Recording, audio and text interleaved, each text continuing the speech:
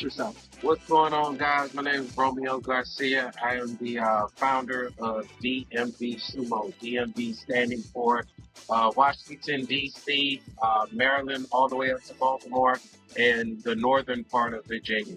Not all of V is the DMV, and not all of M is either. So just want to put that out there.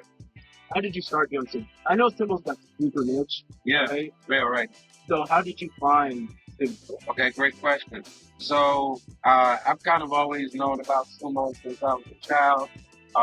Back in the day, ESPN used to host the shows and stuff like What that. time was it for you? For us, they had it on like Saturdays at like 3 o'clock in the afternoon. So that might have been like what, 12, 40, something. I don't know. For me, it was right after school during the Holy cow. yeah. So maybe after ESPN Yeah, maybe. There's a ESPN 1, 2, 3. and the Ocho. Yep, that's right. So, I used to watch that with my dad, watching sumo because my dad was into martial arts. He was a karateka, he was a judoka. At that time, I was doing taekwondo. And I was doing sumo, but what really amazed me is the athleticism that I saw. Right. I was amazed at how they could move. They were so big. The rivalries during that time. So I watched sumo during Akebono Anohana times. Those are good times. Those are good holy fuck. Like Akebono would come and like win these bashos, and then they'll show another basho from another season, and Takano Hana would win, and it was just that's all I knew. Akebono, Takano Hana, Kanishi, all the Hawaiian guys, right? Yeah. And I think that was a big part of why it was on ESPN because you had these Hawaiian guys, Sasuke Maru, Konishiki. What year were you born? I was born '94. Wow, it's crazy. I was born in '86, and I literally was watching the same thing. Yeah. Because that was my era. That's why I really love Kanishiki. Yeah. Kanishiki's like one of my dudes. Right. Because I grew up watching. Right. Right? So Right. It's interesting that even though we're about 10 years apart in age, we're still watching the same thing. Oh yeah, and and it's funny you caught Kanishiki when he was like a monster. You know what I'm saying? I caught Kanishiki kind of on the tail end, but he was still pretty impressive. And like, whoa, that's a big brother right there. You know what I'm saying? It was sumo.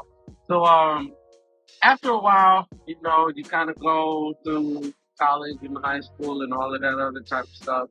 And I wanted to get back into martial arts. I did taekwondo, and then I did my senior project on Wing Chun, and did on the screaming Muay Thai and stuff like that. But I was looking to get into something, that I could do that felt a little more familiar. So I was looking, and I did judo. I found judo. I'm currently a Sankyu in judo, for a third brown belt. But I was looking to see what could implement that. So for a while, I did a little Goju karate, and that was cool, but it didn't necessarily work with my schedule. And one day, I saw a video that, Shuddy. Yeah, the guy on his YouTube. Hi, this is Shuddy, and on today we are going to talk about yada yada yada.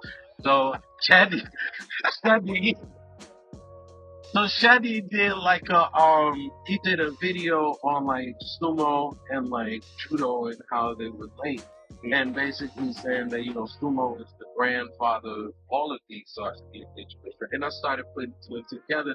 That makes a lot of sense, for the samurai to be able to train.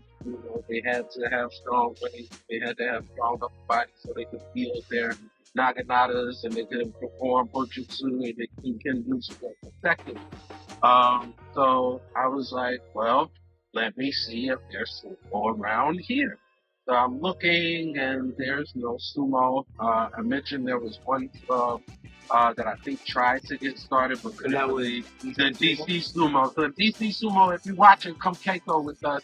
I've been reaching out to you. I want you to really come out, get this work. That's a call to action for them. Yeah, it's a call to action for you. Come on out.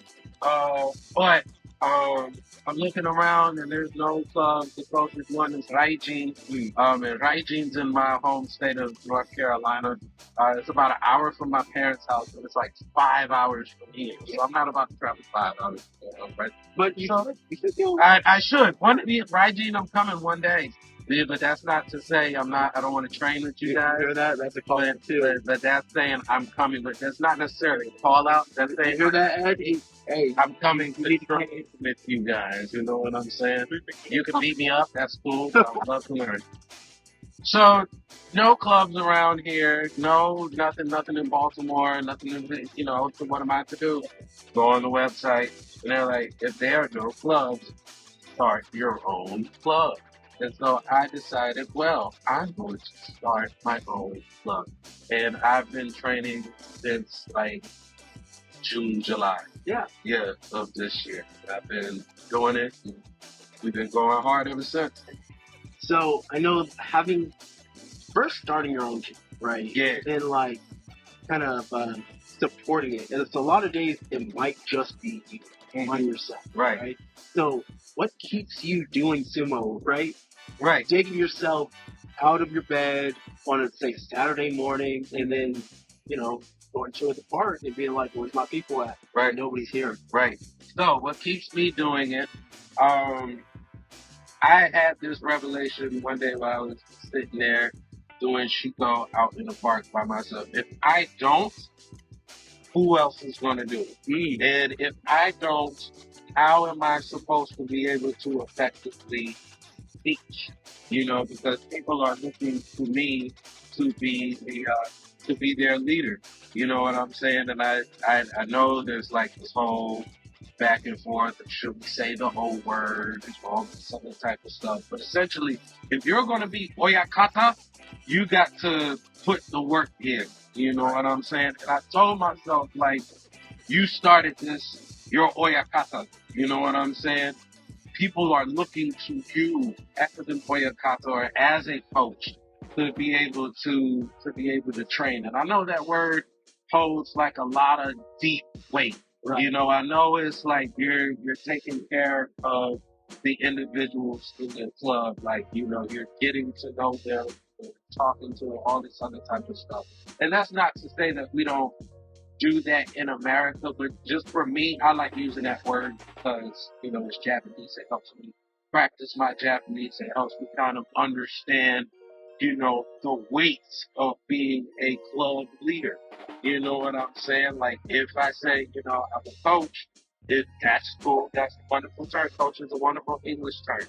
But if I say I'm a oyakata, now my mind switches to I have to train and I have to make sure that I'm good, so that way when it's time to teach Uate Nage or when it's time to teach how to tempo or how to do some of these things safely, I can do that. So I think that's what really keeps me going, being able to, kind of know that I'm in a leadership position and I want other people to, not necessarily respect me or follow me, but I want other people to kind of be able to get something from me, So that's really what keeps me going. Who is your favorite amateur sumo? And it could be anyone. It could be international. Mm-hmm. It could be. Honestly, I try not to have anybody retired. Yeah. Just because I want people to go out and find Right. So I know everybody says edible and all this other type of stuff. My favorite amateur one is Eric. I like Eric's style. What's up, Eric? I think your hair is cool also. But yeah, no, Eric is a strong guy. You know what I'm saying? And I like this style of sumo. He's a very much so Ochidashi, a thruster. I like the way that he teaches.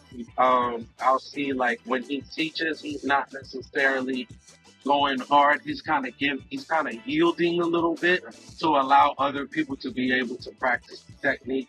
I really noticed that in the Sensei Steph video. When Sensei Steph first tried sumo and he was teaching him this stuff, Eric was kind of like letting him try some of the techniques, still giving the resistance. But, that goes back to like that whole Jita Kyoe principle that we talk about, mutual welfare and benefit, being able to play uke.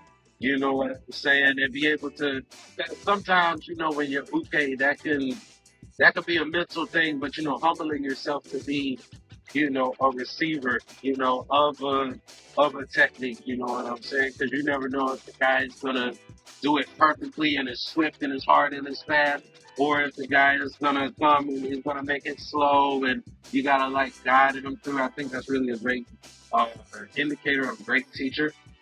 So I think Eric would definitely be my favorite amateur. Who's your Bro, retired or current? current? Ah, so I like a few guys. So I like Big Hope, Hokuto Fuji. I like his style of sumo. He grapples, but he pushes. He's a well balanced guy. Um, Uda, I love his fighting spirit. It really kind of is inspiring to watch him fight. And I'm gonna get a lot of hate for this, and I know it's gonna come from JJ, but I like my man Monster Hope, Big Hope who say Hope. I like how when he does good sumo, Monster Hope is a monster, right? Hold on. I am not the Hokusei hater. That is Not you. I'm talking about that's Kizart, right? That's Justin Kizart. Justin Kizart hates him. There's a few people that hate him. I am not a hater. I just want to say, Hokusei, you're always welcome onto this show. Yeah, no. We love you, Monster Hope, man. Like Monster Hope, he'll get up in there. And the guy will be like, yeah, Monster Hope be looking at him and just be like, whatever, Nagoya back show, and he just He's just throwing Monster Hope. You got a fan in me. Keep doing well, Gambate. We looking at you. Oh, and real quick, shout out to my man Ikazuchido, in the Ikazuchi Bay. We're looking at you, brother, and we're cheering for you, brother. You're not alone. We're out here in America, but you're doing it in Japan. You're representing both of us. You're representing all of us. So it's a lot of that. There's no pressure, but just all the pressure. It's all the pressure. It's all a little bit. Why should they do so? Wonderful. Right? Wonderful. You ready? Yes. All right. Okay. So, why sumo? Sumo is a great way to build your athletic ability. It's a great way to establish both lower and upper body strength. It's a great balancing workout. For martial artists, this is a great way to kind of get an introduction to grappling and grappling concepts. Also, if you do things like judo, or you do things like shuaijiao, or you do any type of jacket or belt type of wrestling, this is good, as some of the techniques kind of apply as well. It is a great way to kind of be ingrained into the indigenous culture of Japan, as this is the indigenous wrestling art of Japan. And on the amateur side, it's a great way to connect with a lot of different people from a lot of different backgrounds, and to be able to share that kind of love and to share that kind of kindred spirit. So I would definitely suggest sumo for everybody, man, woman, boy, girl, big, small, short, tall, red, yellow, black, white, precious in a sight. So get out there and do sumo. Yeah.